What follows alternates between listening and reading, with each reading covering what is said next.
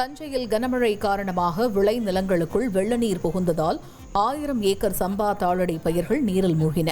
விளை நிலங்களில் இடுப்பு அளவிற்கு மழைநீர் தேங்கி கடல் போல காட்சியளிக்கிறது. நடவு செய்து 25 நாட்களேயான பயிர்கள் வீணானதால் அரசு உரிய இழப்பீடு வழங்க விவசாயிகள் கோரிக்கை வைத்துள்ளனர். பல்வேறு இடங்களில் முழுக்க பயிர்கள் நீரில் மூழ்கி அழுகக்கூடிய நிலைமை என்பது ஏற்பட்டுள்ளது. தற்போது நாங்கள் இந்த பயிர் சாகுபடி செய்யப்பட்ட 25 நாட்களில் இந்த பயிர் நீரில் மூழ்கியுள்ளது. தண்ணீர் 4 அடி அளவுக்கு தேங்கியுள்ளது. இந்த பயிர்கள் தொடர்ந்து இந்த நீரில் மூழ்கினால் முழுவதும் அழுகி எங்களுக்கு மிகப்பெரிய பாதிப்பை ஏற்படுத்தும்.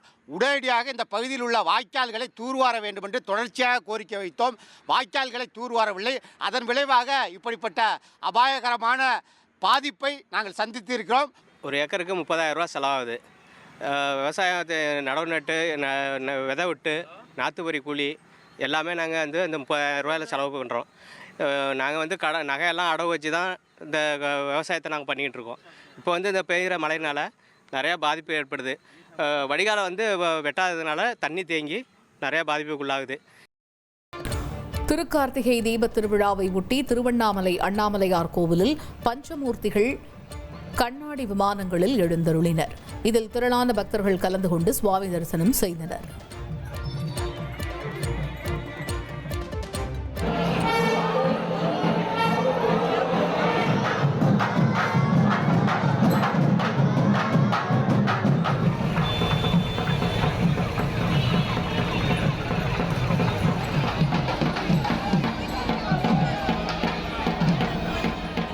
தென்னாப்பிரிக்காவுக்கு எதிரான 2வது டெஸ்டின் முதல் இன்னிங்ஸில் இந்திய அணி 201 ரன்களுக்கு ஆல் அவுட் ஆனது.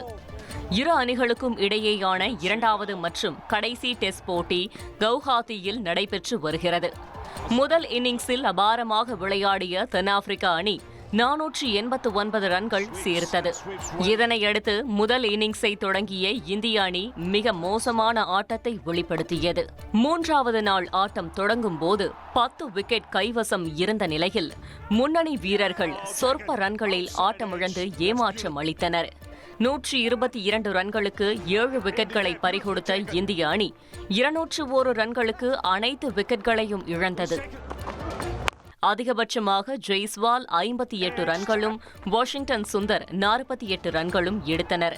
தென்னாப்பிரிக்கா தரப்பில் வேகத்தில் மிரட்டிய மார்க்கோ ஜான்சன் 6 விக்கெட்களை கைப்பற்றி அசத்தினார். 288 ரன்கள் முன்னிலை பெற்றிருந்த நிலையிலும் தென்னாப்பிரிக்கா அணி ஃபாலோ ஆன் வழங்காமல் 2வது இன்னிங்ஸில் பேட்டிங் செய்தது. 3ஆம் நாள் ஆட்ட நேர முடிவில் அந்த அணி 314 ரன்கள் முன்னிலை பெற்றிருந்தது. இனி செல்லும் இடமெல்லாம் செய்தி. தந்தை டிவியின் வாட்ஸ்அப் சேனலை ஃபாலோ பண்ணினா செல்லருக்கும் இடமெல்லாம் செய்தி. இதோ QR கோட் இப்பவே ஸ்கேன் பண்ணுங்க, ஃபாலோ பண்ணுங்க.